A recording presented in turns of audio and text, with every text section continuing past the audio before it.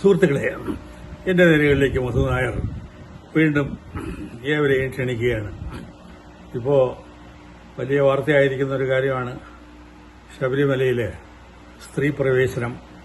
Supreme കോടതി വീണ്ടും ഭരണഘടനാ ബെഞ്ച് ചീഫ് ജസ്റ്റിസ് അധ്യക്ഷരായ അതില് എന്താ പറയുക ഒരു വിധി പ്രസ്താവിക്കാനായിട്ടുള്ള നീക്കങ്ങളാണ്.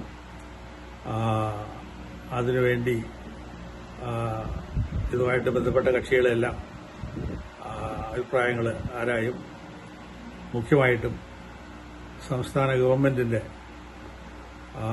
അഭിപ്രായം ആരായും. ഇത് 2018 മറ്റാണെന്ന് തോന്നുന്നു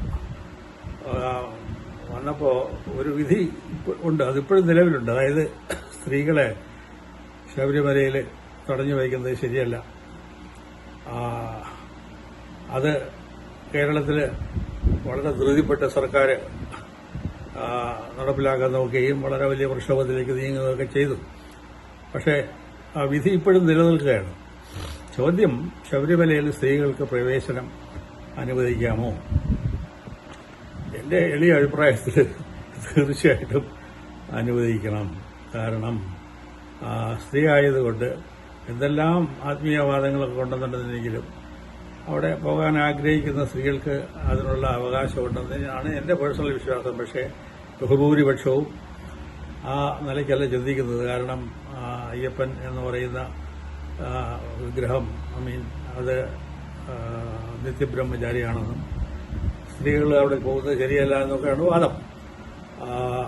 എന്റെ അഭിപ്രായത്തിൽ യോജിക്കുന്ന ഒരു വലിയ വിഭാഗത്തിന്റെ തലവൻ, അതായത് ശിവഗിരി മഠത്തിന്റെ ചീഫ്, ഈ അഭിപ്രായത്തോട്, അതായത് സ്ത്രീകളെ പ്രവേശനം അനുവദിക്കണമെന്നൊക്കെയാണ് പറയുന്നത്. അപ്പൊ ഇതിന്റെ പിന്നിലുള്ളത് ഒരു വിവേചനമല്ലേ? പക്ഷെ അത് നൂറ്റാണ്ടുകളായിട്ട് സ്ത്രീകളെ ഇങ്ങനെ ഒരു രണ്ടാം തരം പൗരികളോ പൗരം ആയിട്ട് കണക്കാക്കുന്ന ഒരു പ്രവണത ലോകമെമ്പാടുമുണ്ട്.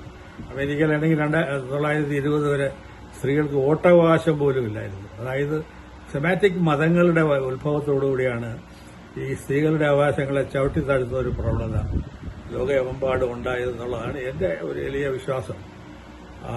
കേരളത്തിലാണെന്നുണ്ടെങ്കിൽ ആ അവസ്ഥ ആയിരുന്നില്ല. അതായത് സ്ത്രീകൾക്ക് വളരെയധികം അധികാരം ഉണ്ടായിരുന്ന ഒരു സമൂഹ നീതി വ്യവസ്ഥയാണ് ഉണ്ടായിരുന്നത്. ആക്ച്വലി ഇത് കുടുംബസ്വത്തുകൾ വായിക്കുമ്പോഴൊക്കെ സ്ത്രീകൾക്കാണ് കൂടുതൽ അവകാശം. അപ്പൊ പുരുഷന്മാരെക്കാളും കൂടുതൽ അധികാരം അവകാശങ്ങളും ഉണ്ടായിരുന്ന ഒരു സമൂഹമാണ് ഇവിടെ ഉണ്ടായിരുന്നത്. അപ്പൊ ഇതിന്റെയൊക്കെ പശ്ചാത്തലത്തില് അവരെ ഇങ്ങനെ അവഗണിച്ചുകൊണ്ട് പോകുന്നത് ശരിയല്ല എന്നുള്ളതാണ് എന്റെ ഒരു വിശ്വാസം. ഇത് സ്ത്രീകളെ ഇവിടെ ചവിട്ടിത്താഴ്ത്താൻ തുടങ്ങിയതിന്റെ പിന്നിൽ ഈ വിക്ടോറിയൻ മോറൽസും ബാക്കി വെളിയിൽ നിന്ന് മതങ്ങളുടെ സ്വാധീനങ്ങളും ഒക്കെ ഉണ്ടായി എന്നുള്ളതാണ് ഞാൻ വിശ്വസിക്കുന്നത്.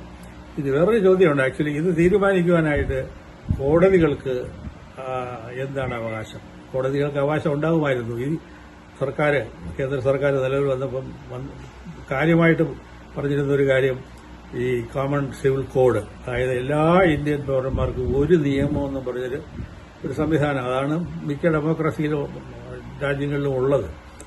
ഇവിടെയും അത് നടപ്പാക്കുമെന്ന് പറഞ്ഞു. പക്ഷേ ഈ അടുത്ത കാലത്തൊന്നും അത് നടപ്പാക്കാൻ ഉള്ള ഉദ്ദേശമുണ്ടെന്ന് തോന്നുന്നില്ല. അതിൽ വളരെ വിഷമമുണ്ട്. കാരണം സർക്കാരിനെ മാനസ അംഗീകരിച്ച് ആക്ച്വലി നല്ല കാര്യങ്ങൾ നടക്കാൻ പോകുന്നത് വിശ്വസിച്ചു. അതുപോലെ തന്നെ ഈ തെരഞ്ഞെടുപ്പുകളെല്ലാം കൂടി ക്രോഡീകരിച്ച് ഒരുമിച്ച് നടത്തുന്നത്, ഇതൊന്നും നടന്നു കാണുന്നില്ല. അങ്ങനെ ഒരു സിവിൽ കോമൺ കോഡ് ഉണ്ടായിരുന്നെങ്കിലേ ഇതിന്റെ കോടതികൾക്ക് കുറച്ചുകൂടി എളുപ്പമായിരുന്നു. അതല്ലാത്തൊരവസ്ഥയിൽ ആക്ച്വലി ഓരോ മതത്തിന്റെയും വിശ്വാസങ്ങളെ കണക്കിലെടുത്ത് അതിനപ്പുറമായിട്ടൊരു വിധി പ്രസ്താവിക്കുവാനായിട്ട് കോടതികൾക്ക് സാധിക്കുമെന്നുള്ളതാണ് എന്റെ സംശയം. ഇവിടുത്തെ ഒരു അവസ്ഥയെന്ന് പറഞ്ഞാൽ ഈ ഹിന്ദു ദേവാലയങ്ങളെല്ലാം സർക്കാരോ അർദ്ധ സർക്കാരോ ഒക്കെ ആണ് മാനേജ് ചെയ്യുന്നത്. മറ്റു മതങ്ങളിലുള്ള സ്ഥാപനങ്ങൾക്ക് ആ അവസ്ഥയില്ല.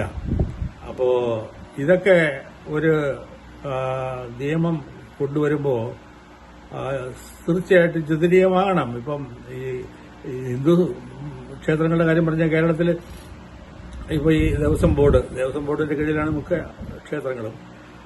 അവര് ഒരു തീരുമാനം എടുക്കുകയാണെന്നുണ്ടെങ്കിൽ ഈ ക്ഷേത്രങ്ങൾക്കൊക്കെ ബാധകമാണ്. പക്ഷെ അങ്ങനെ ഒരു പൊതു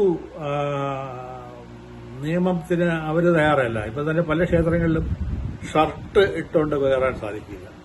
ധാരാളം സ്ഥലങ്ങളിൽ അത് സാധിക്കുന്നു. അതും ദേവസ്വം ബോർഡിന്റെ കീഴിലുള്ള ക്ഷേത്രങ്ങൾ തന്നെയാണ്. ഇതൊക്കെ കൈകരിക്കണം. ഈ ഷർട്ടിടാതെ പോകുന്ന ക്ഷേത്രങ്ങളിൽ കയറാനായിട്ട് എന്നെ പോലെയുള്ളവർക്ക് മടിയാണ്. കാരണം നഗരനായിട്ട് അർദ്ധനഗരനായിട്ട് ദൈവത്തിനെ കാണേണ്ട കാര്യമില്ല. അത് ആണ് എന്റെ വിശ്വാസം. അതുപോലെ തന്നെ ഈ പലതവണ ഞാൻ പറഞ്ഞിട്ടുള്ള കാര്യമാണ്, തിരുവനന്തപുരത്ത് ഒരു പ്രധാനപ്പെട്ട ക്ഷേത്രമാണ് പഴവങ്ങാടിയിലെ ഗണപതി കോവിൽ. പഴവങ്ങാടി ഗണപതി കോവിലിന്റെ ഉടമസ്ഥ ആർക്കാണെന്ന് നിങ്ങൾ ചിലപ്പം എന്താ പറയുക, അത്ഭുതപ്പെട്ടു പോകുന്നത്. ഇന്ത്യൻ പട്ടാളത്തിന്റെ കയ്യിലാണത്. പട്ടാളത്തിന് ഹിന്ദു ക്ഷേത്രം നടത്താൻ എന്താണ് അവകാശം? അപ്പോൾ ഇതിനെതിരായിട്ട് ആരൊന്നും കോടതി പോകില്ല. കാരണം ദൈവകോപം ഉണ്ടാവുമെന്നും ഒക്കെയാണ് വിശ്വാസം. അപ്പോൾ ഈ പറയുന്ന കോടതി വിധിയിൽ നിന്നും ഉരുത്തിരിയുന്നത് എന്താണെന്ന് ആകാംക്ഷയോടെ നിങ്ങളോടൊപ്പം ഞാനും നോക്കിയിരിക്കുകയാണ്. നമുക്ക് കാണാം എന്ത് സംഭവിക്കുമെന്ന്. നന്ദി, നമസ്കാരം, ജയ് ഹിന്ദ്.